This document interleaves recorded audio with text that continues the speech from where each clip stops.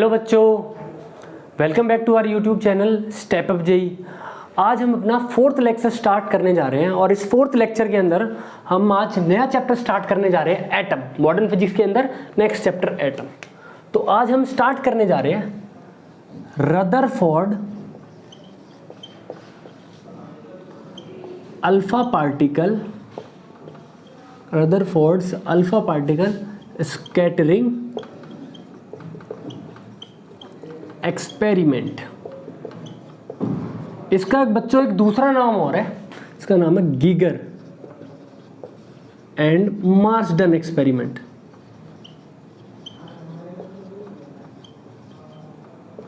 तो कंफ्यूज नहीं होना है कि भाई हमें तो गीगर एंड मार्सडन पता ही नहीं है क्या होता है। तो वो भी क्या होता है आपका रदरफोर्ड का अल्फा पार्टिकल स्कैटरिंग एक्सपेरिमेंट ही होता है ना, Geiger and Marsden. Geiger and Marsden क्या थे? स्टूडेंट्स थे किसके? रदरफोर्ड के। तो स्टार्ट करते हैं। तो इसके अंदर सबसे पहले हम बनाते हैं एक्सपेरिमेंटल सेटअप। कैसे होता है? ये होता है आपका एक लेड बॉक्स। लेड बॉक्स के अंदर क्या रखा होता है? एक ये रेडियो एक्टिव एलिमेंट है ना। उसके बाद आपकी होती है यहाँ पे लेड ब्रिक्स।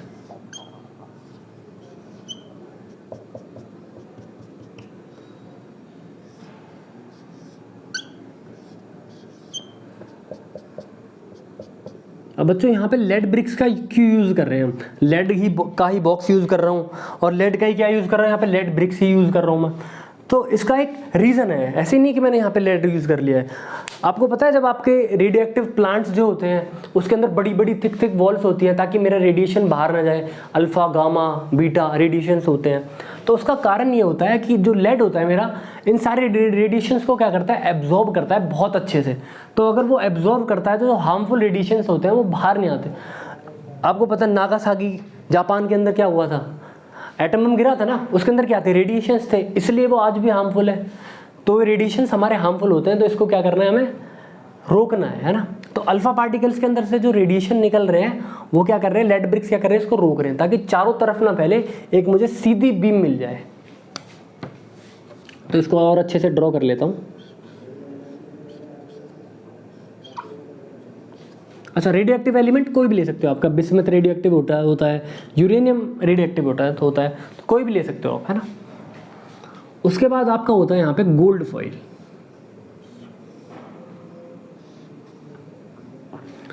अब गोल्ड फॉइल को आपको पता ही है, आपने 9th-10th के अंदर पढ़ा होगा। मेलिएबल होता है जिसको कि हम बीट करके क्या कर सकते हैं? थिन शीट में कन्वर्ट कर सकते हैं। तो इसका पता है कितनी थिकनेस होती है? 10⁻⁻6 to 10⁻8 इतनी चाहिए होती है। मतलब कि जो मुझे एक लेयर मिले उसके अंदर सिर्फ एक एटम्स हो, है ना। ये नहीं कि एक लेयर लिए मैंने वो 2-3 एटम्स हो। तो कोशिश ऐसे करते हैं कि इतनी पतली लेयर ले जिससे कि सिर्फ मुझे सिर्फ एक एटम हो उसकी लेयर के अंदर, है ना। उसके बाद यहाँ पे क्या होता है? डिटेक्टर होता है, नहीं स्क्रीन होती है ZNS की। जिंक सल्फाइड की क्या होती है? स्क्रीन, है ना। जिंक सल्फाइड की स्क्रीन इसलिए लेते हैं ताकि अगर अल्फा पार्टिकल इसके ऊपर स्ट्राइक करे तो क्या दिखे? मुझे एक लाइट दिखे, है ना। वो लाइट बहुत स्मॉल होती है जो कि मुझे नेकेड आई से नहीं दिखेगी। तो यहाँ पे क्या यूज़ करता हूँ मैं? डिटेक्टर का। और डिटेक्टर कुछ नहीं होता, एक माइक्रोस्कोप होता है ना। तो अब स्टार्ट करते हैं। एक्सपेरिमेंट के अंदर हुआ क्या था? तो यहाँ से क्या हुआ? अल्फा पार्टिकल जाएगा। अरे ये स्क्रीन पता है आपने, ये नहीं यहाँ तक ये इन्होंने पूरा कंप्लीट ऐसे बनाया हुआ था। मतलब आप ऐसे समझ लो, आपका एक राउंड पार्क है, तो उसके अंदर एक छोटी सी एंट्रेंस है ना। तो ऐसे ही बनाया ताकि डिफ्लेक्शन के बाद ये क्या, मुझे एक एक में स्टडी कर सकूं एक एक अल्फा पार्टिकल का डिफ्लेक्शन। तो जब इन्होंने ये यूज़ किया तो एक बहुत ही शॉकिंग रिजल्ट इनको मिला। क्या मिला? सबसे पहला मिला कि most of the alpha particles, मतलब कि 99.8684% ऑफ द अल्फा पार्टिकल्स ये क्या हुआ? अनडिफ्लेक्टेड एकदम पास हो गए।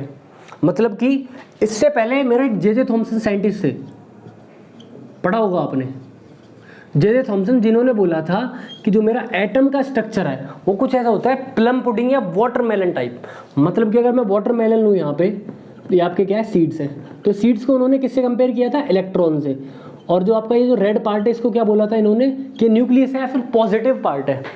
लेकिन अगर ऐसा होता तो क्या मेरे इतने सारे alpha particles 99.84% of the alpha particles का इतने मेरे percent of the alpha particles straight जा पाते? नहीं। इससे क्या पता लगा कि मेरा एटम के अंदर बहुत ज़्यादा स्पेस क्या होता है, एम्प्टी होता है। तो पहला ऑब्जर्वेशन क्या कि 99% मतलब most of the alpha particles passed undeflected. Second observation क्या मिली, बहुत कम, मतलब कि 0.16% of the alpha particles deflected by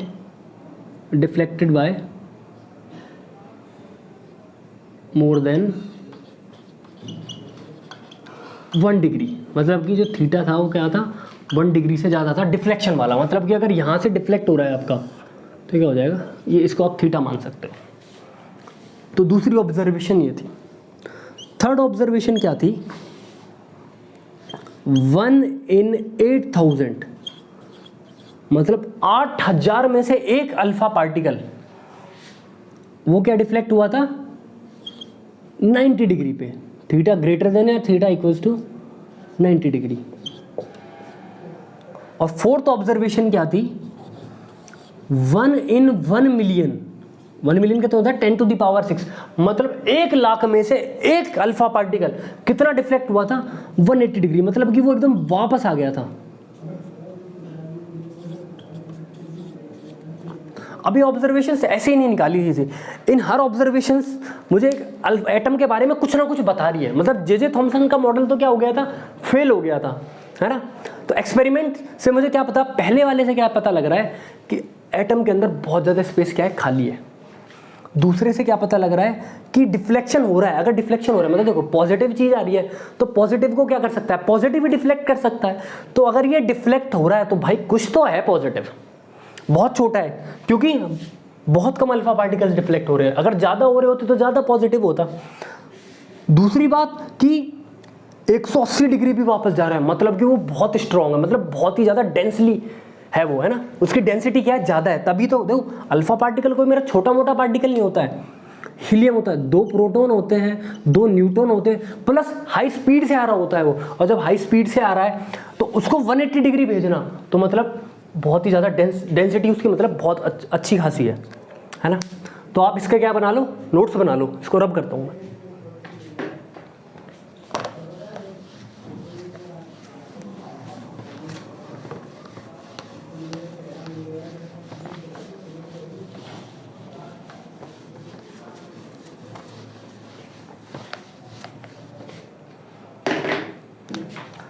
अब देखते हैं कि इसके रिजल्ट्स के बारे में, कि रदरफोर्ड के मॉडल से जो मुझे कंक्लूजन्स मिले या फिर जो मुझे रिजल्ट्स मिले उनके बारे में। पहला क्या, most of the space inside the atom is empty. ये मुझे किससे पता लगा था कि भाई 99.8684% के आसपास क्या थे, अल्फा पार्टिकल्स एकदम डायरेक्टली पास हो गए थे गोल्ड फॉइल से। तो उससे मैं कह सकता हूं कि एटम के अंदर मोस्ट ऑफ द स्पेस क्या है, खाली है। दूसरा क्या है कि देयर इज अ पॉजिटिव।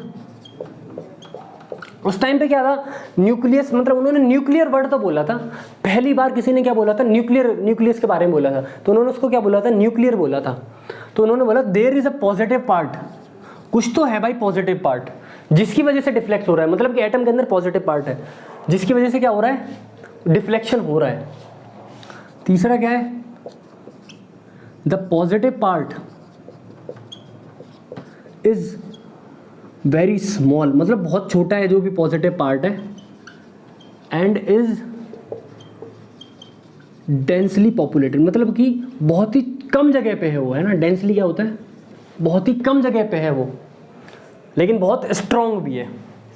ये तो आपके क्या हो गए 3, आपको हर जगह ऑब्जर्वेशन मिल जाएंगी।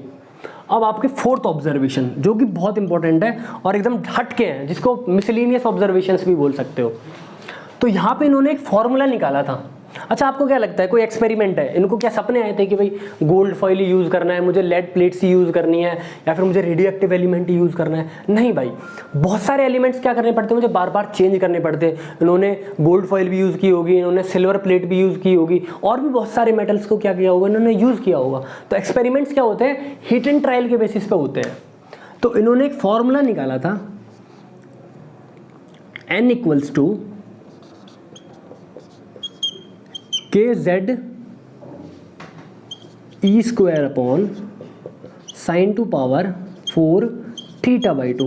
भाई ये क्या फॉर्मूला है, अभी बताता हूँ। n क्या है, आपके number of deflected alpha particles. आपका क्या k क्या है, कुछ कांस्टेंट है ना, अभी इसकी जरूरत नहीं है। z क्या है आपका, एटॉमिक नंबर। E क्या है आपका, इलेक्ट्रॉन का चार्ज या प्रोटॉन का चार्ज, सेम होता है ना, बस पॉजिटिव नेगेटिव का फर्क होता है। 1.6 × 10⁻⁻19 कूलम। और थीटा क्या है आपका, डिफ्लेक्शन एंगल। बताएगा आपको, ये गोल्ड फॉइल है, गोल्ड फॉइल से आपके ये आपकी स्क्रीन है, तो यहाँ से जितना डिफ्लेक्शन होगा that is your scattering angle. तो इसको बोल सकते हो थीटा क्या है आपका, स्कैटरिंग एंगल, कि कितने एंगल से स्कैटर हुआ है। तो फोर्थ एक्सपेरिमेंट क्या बता रहा था कि डिफरेंट एलिमेंट्स के लिए या मेटल्स के लिए क्या होगा, डिफ्लेक्शन अलग अलग होगा। इधर से पता लग रहा है कि अगर मैं गोल्ड यूज कर रहा हूं तो उसका एटॉमिक नंबर क्या है, ज्यादा है। तो एटॉमिक नंबर ज्यादा है तो एक पर्टिकुलर थीटा पे तो आपके डिफ्लेक्टेड एटम्स होंगे या डिफ्लेक्टेड अल्फा पार्टिकल्स होंगे वो ज़्यादा होंगे, है ना। तो ये फोर्थ ऑब्जर्वेशन के अंदर आप इसको लिख सकते हो, the number of deflected alpha particles for a particular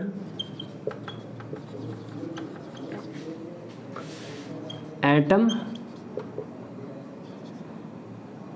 is different or depends on atomic number, है ना। तो इधर से आप ये आपके लिए क्या होगा, मिसलिनियस, मतलब आपके लिए कहीं पे भी ये बहुत अच्छा साबित हो सकता है कि क्वेश्चन आ गया भाई 4 नंबर का आता है, कोई भी क्वेश्चन इजी हो हार्ड हो 4 नंबर का आता है। तो अगर आपको ये पता होगा तो आपके लिए बहुत बढ़िया होगा। अच्छा, अब इसके ऊपर एक क्वेश्चन करते हैं, नेक्स्ट पॉइंट पे बढ़ने से पहले एक ऑब्जर्वेशन और है, लेकिन एक क्वेश्चन और करते हैं इसके ऊपर। क्वेश्चन ऐसे है कि आपके पास है 100 alpha particles which are deflected at an angle of 45 degree. So calculate the number of deflected alpha particles for theta equals to 30 degree. मतलब कि 45 डिग्री पे अगर 1000 अल्फा पार्टिकल किसी एक एटॉमिक नंबर के लिए 100 है, 45 पे तो 30 पे कितने होंगे। बहुत सिंपल क्वेश्चन है, कैसे करेंगे। फॉर्मूला आपको पता है, n क्या है, के Z E square upon sine to the power 4 theta by 2। ये आपका क्या है फॉर्मूला, पुट कर दो जी वैल्यू। क्या 100 दे रखा है इनिशियली, के जेड ई स्क्वायर, इनमें तो कुछ चेंज करना है ही नहीं हमें।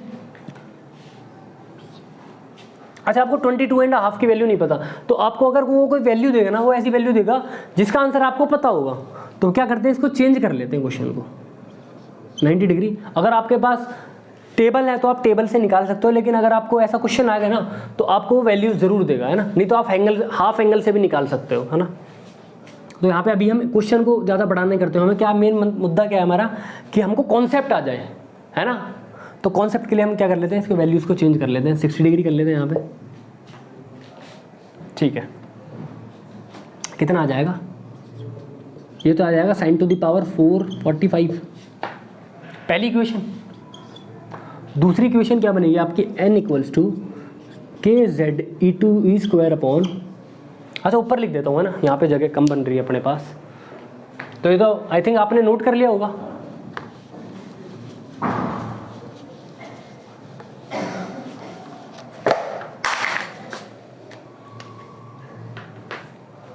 तो पहली इक्वेशन आपकी क्या बनती है, 100 equals to KZE square upon sine to the power 45, 4 into 45 degree, है ना, साइन 45 टू द पावर 4, है ना। और यहाँ पे क्या है, n equals to KZE square upon, किस पे निकालना है भाई मुझे, 60 पे, तो कितना हो जाएगा, साइन 30 टू द पावर 4। तो इसको क्या करें, दोनों को डिवाइड कर दें, तो क्या आ जाएगा 100/n इक्वल्स टू साइन 30 कितना होता है 1/2, 1/2 की पावर 4 अपॉन साइन 45 कितना होता है 1/√2 की पावर 4। अच्छा √2 को हटा दूँ तो कितना हो जाएगा 1/2 की पावर 2। तो इससे इसको उड़ा दो तो आपकी कितनी बचेगी, 2 पावर बचेगी। तो कितना आएगा ये 100/n equals to 1/4। So n equals to आपका कितना आ जाएगा 400। इजी क्वेश्चन था, है ना।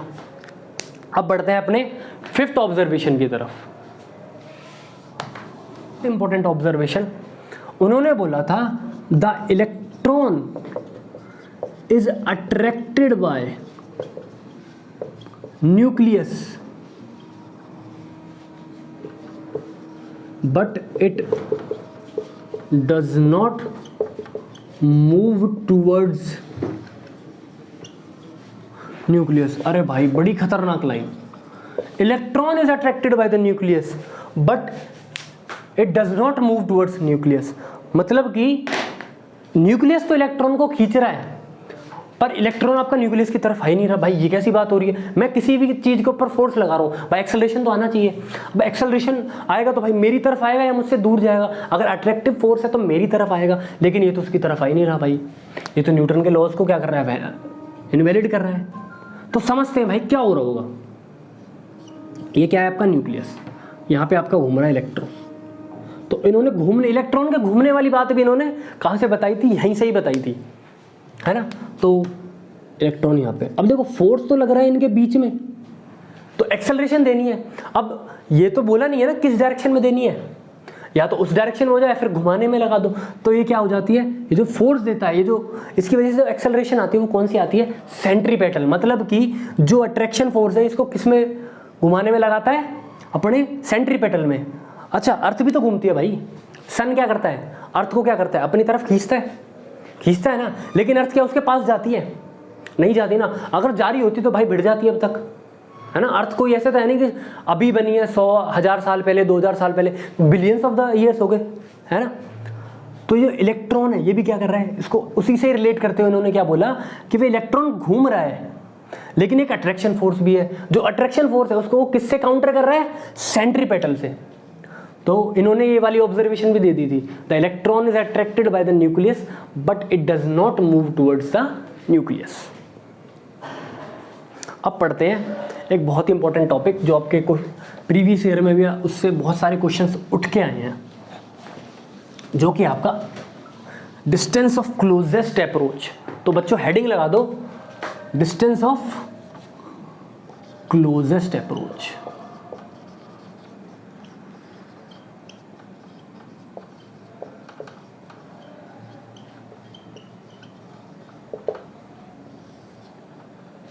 अब आप क्या कर रहे हो, यहाँ से अल्फा पार्टिकल भेज रहे हो, ये जा रहा है भाई आपका अल्फा पार्टिकल, है ना, और यहाँ पे आपका न्यूक्लियस।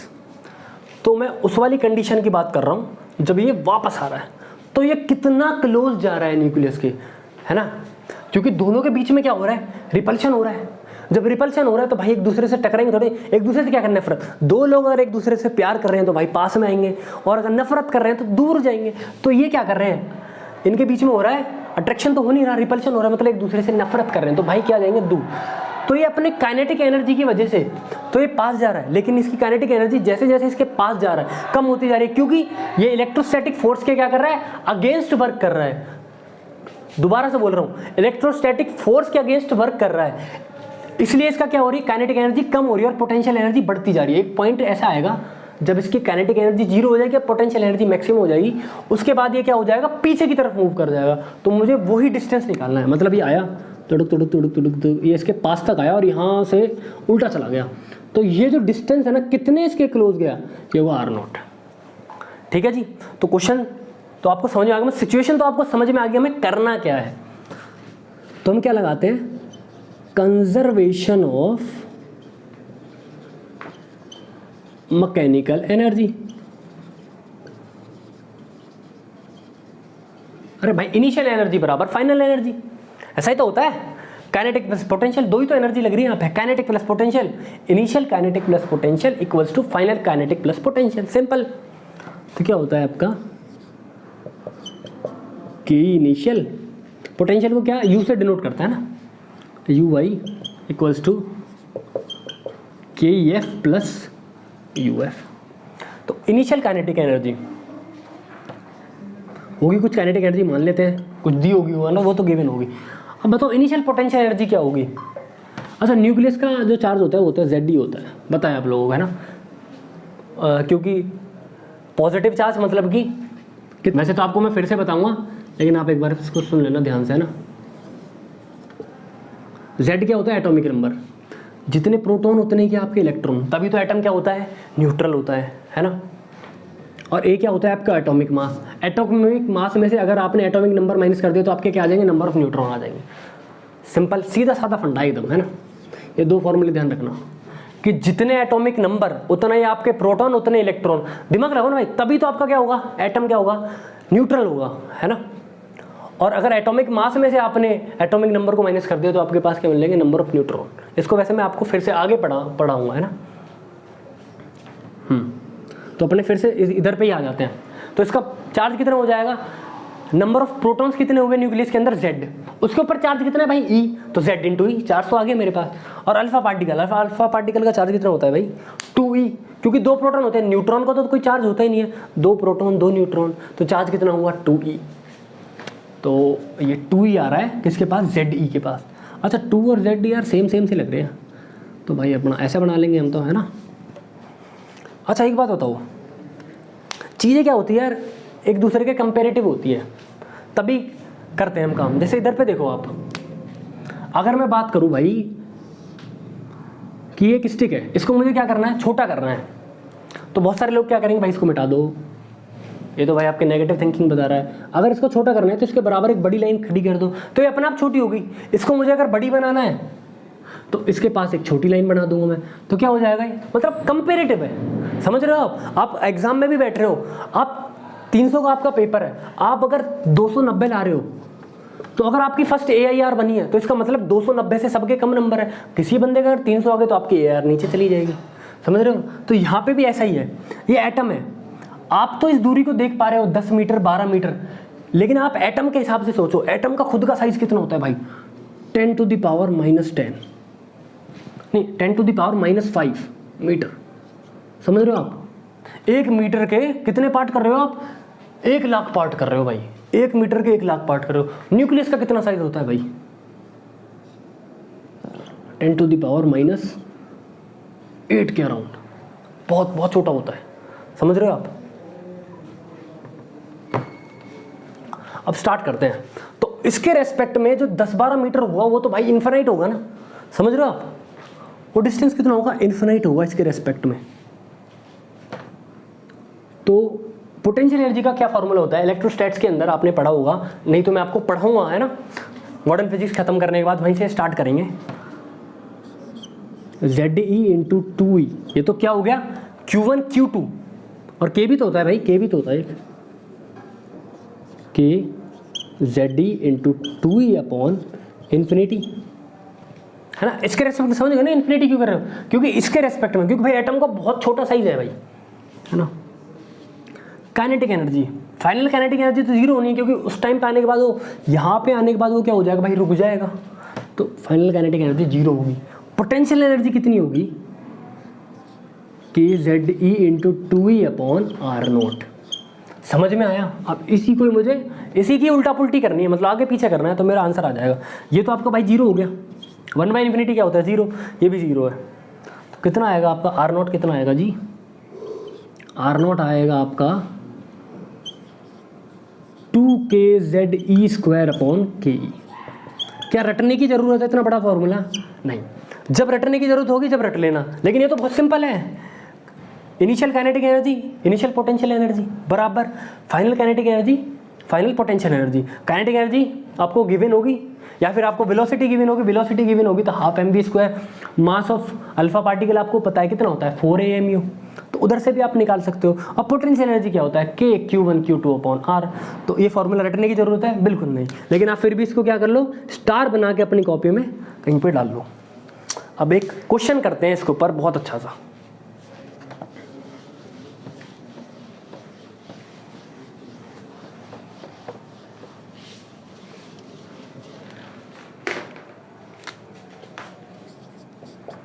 एक अल्फा पार्टिकल है भाई, ठीक है, उसकी एनर्जी आपको दे दी 5 MeV, ठीक है, उसकी इतनी आपको क्या दे दी, काइनेटिक एनर्जी। तो आपको निकालना है distance of closest approach, distance of closest approach. बनाते हैं भाई, फॉर्मूला रटने की जरूरत है क्या? नहीं। फिर से एक बार ड्राइव करते हैं बहुत easily. Kinetic energy plus potential energy initial बराबर final kinetic energy plus final potential energy. तो इनिशियल काइनेटिक एनर्जी कितनी थी आपकी, 5 MeV दे रखी है, लिख देते हैं भाई। Initial kinetic, initial potential energy infinity पे रखा हुआ है, तो KQ1Q2/R², ये तो क्या हो जाएगा आपका, 0 हो जाएगा। फाइनल काइनेटिक एनर्जी भी 0 है क्योंकि वहाँ पे जाके वो रुक गया, उसकी वेलोसिटी क्या हो गई, 0 हो गई। और फाइनल पोटेंशियल एनर्जी कितनी है आपकी, वो है आपकी KZe/2E/R0। ये आपकी क्या, फाइनल पोटेंशियल एनर्जी। तो लिखते हैं भाई 5 मेगा कितना होता है भाई, 10⁶।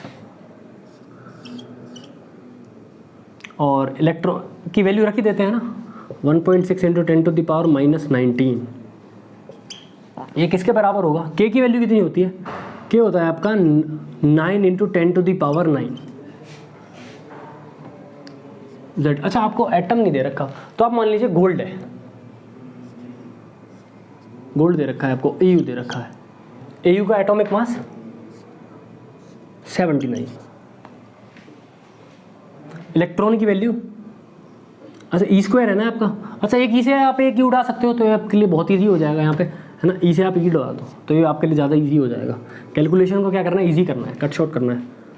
तो 1.6 × 10⁻⁻19 इनटू आपका क्या हो रहा है, 2 के साथ मल्टीप्लिकेशन हो रहा है, और यहाँ पे क्या है आपका R0। तो आपका R0 कितना आ जाएगा, ये 10⁶ है, इससे आप इसको उड़ा दो, 10⁻³ बचेगा। तो R0 कितना आएगा आपका 9/5 × 79 × 1.6 × 10⁻⁻, ये 3, ये कितना हो जाएगा -16 × 2।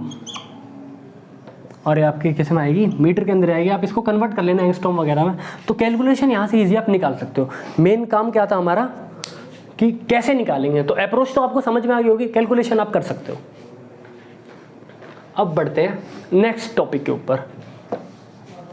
तो बच्चों अब स्टार्ट करते हैं इम्पैक्ट पैरामीटर। इम्पैक्ट पैरामीटर ये क्या है आपके लिए, मिसलिनियस टॉपिक होगा, है ना। क्वेश्चन फंस गया तो बहुत अच्छे, आप बहुत सारे मतलब लाखों बच्चे से क्या हो जाओगे, आप ऊपर हो जाओगे अगर इसका क्वेश्चन आ गया तो। बहुत ही सिंपल है, एक फॉर्मूला है इसके ऊपर, है ना। तो बनाते हैं, ये आपका क्या है, अल्फा पार्टिकल, ये जाके स्ट्राइक किस में करेगा, एटम में। तो ये रहा आपका एटम, मतलब न्यूक्लियस, है ना। एटम के अंदर क्या होता है, न्यूक्लियस। तो भाई आपका ये जा रहा है, नहीं थोड़ा ऊपर बनाते हैं, एक जनरल केस लेते हैं। अल्फा पार्टिकल है, ये आपका जा रहा है और ये यहाँ से क्या होगा, डिफ्लेक्ट होगा, क्योंकि पॉजिटिव है, पॉजिटिव पॉजिटिव रिपल्शन होगा। और बच्चे क्या कंफ्यूज हो जाते हैं कि भाई ये है इम्पैक्ट पैरामीटर, लेकिन भाई क्या ये हमारा डिस्टेंस ऑफ क्लोजेस्ट अप्रोच नहीं है कि अल्फा पार्टिकल जा रहा है, कितने क्लोज गया है मेरे न्यूक्लियस के, देख रहे हो आप, ये क्लोजेस्ट डिस्टेंस नहीं है क्या। तो इम्पैक्ट पैरामीटर कैसे हुआ, तो इम्पैक्ट पैरामीटर की एक बार डेफिनेशन लिखते हैं। ये क्या कहता है, इट इज द परपेंडिकुलर। अच्छा, परपेंडिकुलर को अपने नोट्स में बताया, ऐसे शॉर्ट में बनाओ, क्योंकि नोट्स ऐसे नहीं बनाने कि दूसरा पढ़े, नोट्स ऐसे बनाओ अपने पढ़ने के लिए। बल्कि मैं तो ये कहता हूँ नोट्स ऐसे बनाओ कि दूसरों को समझ में ही ना आए, समझ रहे हो। तो it is the perpendicular, perpendicular कैसे लिख सकते हो, perpendicular distance of the initial velocity vector, velocity vector of alpha particle with nucleus axis. एक बार डेफिनेशन को फिर से पढ़ो। It is the perpendicular distance of initial velocity vector. Distance तो परपेंडिकुलर होता है, लेकिन इनिशियल वेलोसिटी वेक्टर का देखो बना रहा हूं मैं, ये आपकी क्या होगी, न्यूक्लियस एक्सिस, ठीक है। तो ये इनिशियल वेलोसिटी वेक्टर ये है, तो इसका ये जो परपेंडिकुलर डिस्टेंस होगा ना, ये होता है आपका इम्पैक्ट पेरीमीटर, और इसको डिनोट किससे करते हैं, स्मॉल बी से। तो इसको कंफ्यूज नहीं करना, ये होता है आपका आर नॉट। आर नॉट होता है डिस्टेंस ऑफ क्लोजेस्ट अप्रोच। तो डिस्टेंस ऑफ क्लोजेस्ट अप्रोच और इम्पैक्ट पेरीमीटर दोनों से कंफ्यूज नहीं होना है। अब तो समझ में आ गया होगा, है ना। अब इसका एक फॉर्मूला दिया था, B equals to K Z E square upon के, रूट के अंदर 1 plus cos theta upon 1 minus cos theta. Star बना के कॉपी के अंदर लिख दो, पता नहीं कब काम आ जाए, है ना। दिमाग के अंदर रहेगा तो ज़्यादा बढ़िया रहेगा। अब इधर से मैं एक बात बोल सकता हूँ, अगर आपका B टेंड्स टू 0 हुआ तो मतलब B एक्सिस के साथ कोइंसाइड कर जाएगा। अगर एक्सिस के साथ कोइंसाइड हो जाएगा तो ये सीधा जाके न्यूक्लियस के अंदर भिड़ने की कोशिश करेगा। इसका मतलब मेरा जो थीटा होगा वो कितना हो जाएगा, 180 डिग्री। देखो आप एक बार चेक करके, मतलब कि 180 डिग्री बैक आएगा अगर आपका B क्या हो गया, 0 हो गया, ठीक है जी। तो आप इसको नोट कर लो अपनी कॉपी के अंदर। सिंपल चीज है, क्या है, B equals to K Z D square upon kinetic energy into root 1 plus cos theta upon 1 minus cos theta, है ना। डायरेक्ट क्वेश्चन आएगा, वैल्यू पुटिंग का आएगा। और क्या है, इट इज डेफिनेशन क्या है, it is the perpendicular distance of the initial velocity vector of the alpha particle with nucleus axis, है ना। इनिशियल वेलोसिटी वेक्टर के साथ जो परपेंडिकुलर डिस्टेंस होता है वो क्या होता है आपका इम्पैक्ट पैरामीटर। और ये क्या होता है, the shortest perpendicular distance between the alpha particle and the nucleus, वो आपका क्या होता है, डिस्टेंस ऑफ क्लोजेस्ट अप्रोच, है ना। अब एक लास्ट टॉपिक आज के लेक्चर का, ड्रॉबैक्स। ड्रॉबैक्स किसके, रदरफोर्ड के मॉडल के, जो रदरफोर्ड ने मॉडल दिया था एटम का, उसके ड्रॉबैक्स, है ना। Drawbacks of Rutherford's model of atom. आपको पता है, जब मैं आपको ऑब्जर्वेशंस बता रहा था या फिर आपको रिजल्ट्स बता रहा था इसके रदरफोर्ड के, तो एक 5वां रिजल्ट क्या बोला था कि जो आपका इलेक्ट्रॉन होता है वो गोल गोल घूमता है। तो उस टाइम पे पहले के अंदर आप लिख दो कि उन्होंने स्टेबिलिटी ऑफ एटम एक्सप्लेन नहीं कर पाए थे, unable to explain, unable to explain stability of atom. Stability कैसे भाई, एक साइंटिस्ट थे अपने मैक्सवेल, उन्होंने उस टाइम पे एक थ्योरी दी थी कि कोई भी एक्सेलरेटेड चार्ज पार्टिकल, ध्यान देना, एक्सेलरेटेड चार्ज पार्टिकल क्या करता है, रेडिएशन एमिट करता है। रेडिएशन मतलब एनर्जी एमिट करेगा। क्या बोला था, एवरी एक्सेलरेटेड चार्ज पार्टिकल, देखना बहुत गहरी बातें हैं, चार्ज पार्टिकल एमिट रेडिएशन या फिर भाई आपका एनर्जी। अब आप एक बात बताओ, क्या बोला था उसने, आपका न्यूक्लियस, न्यूक्लियस के चारों तरफ क्या घूम रहा है, आपका इलेक्ट्रॉन घूम रहा है। ये किसको काउंटर बैलेंस कर रहा है, जो अट्रैक्टिव फोर्स है, ताकि वो उसके पास ना आ जाए। लेकिन अगर आप एक बात बताओ, अगर ये घूम रहा है, इलेक्ट्रॉन क्या चार्ज पार्टिकल है, अगर ये एनर्जी लॉस करेगा, अच्छा एक बात बताओ, मैं आपको खींच रहा हूँ, ठीक है, और आप दौड़ रहे हो, तो एक टाइम के बाद आप दौड़ते दौड़ते आपकी एनर्जी कम होगी। अगर आपकी एनर्जी कम होगी, आप थक जाओगे। तो मैं आपको अगर उसी फोर्स से, सेम फोर्स से खींच रहा हूँ, तो क्या आप मेरी तरफ खींचोगे ना। खिंचोगे ना भाई, तो सेम चीज़ इलेक्ट्रॉन के साथ होगी। ये घूम रहा है, एक्सेलरेटेड चार्ज पार्टिकल है, तो क्या होगा, इसकी एनर्जी लॉस होगी। अगर एनर्जी लॉस होगी तो भाई ये खिंचते खिंचते तो इसका ये पाथ क्या होगा, हेलिकल होने लगेगा, और घूमते घूमते स्पाइरल पाथ होके सीधा न्यूक्लियस के अंदर क्या हो जाएगा, कोलाइड हो जाएगा और एटम खत्म।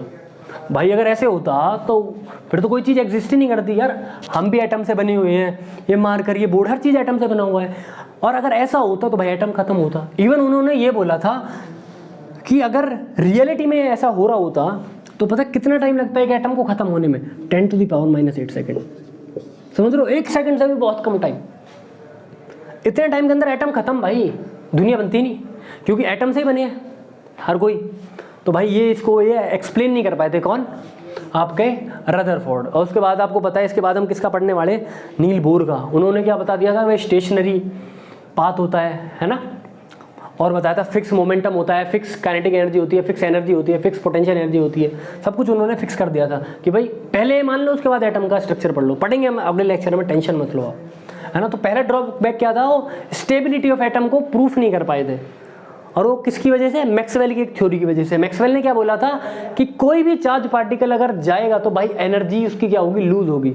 तो यहाँ पे भी अगर इलेक्ट्रॉन आपका रिवॉल्व होगा तो भाई वो एनर्जी लूज करेगा। अगर एनर्जी लूज करेगा तो उसका पाथ क्या होगा, छोटा होते होते होते होते एटम के अंदर कोलाइड कर जाएगा, और एटम के अंदर कोलाइड करेगा तो एटम खत्म, है ना।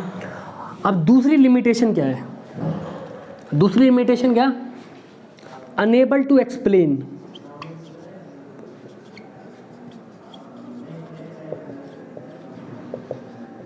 Discrete spectrum. अब ये क्या है भाई, पता है जब आप लोगों के टाइम पे मैं पढ़ता था उस टाइम पे मुझे भी समझ में नहीं आया था, लेकिन पता है बहुत ही सिंपल चीज़ होती है। मैंने कि ये तो मुझे समझ में आ गया था भाई, लेकिन ये मुझे समझ में नहीं आया था यार, ये क्या है, unable to explain discrete spectrum. तो मैं आपको समझाता हूँ बहुत ही शॉर्ट लैंग्वेज में।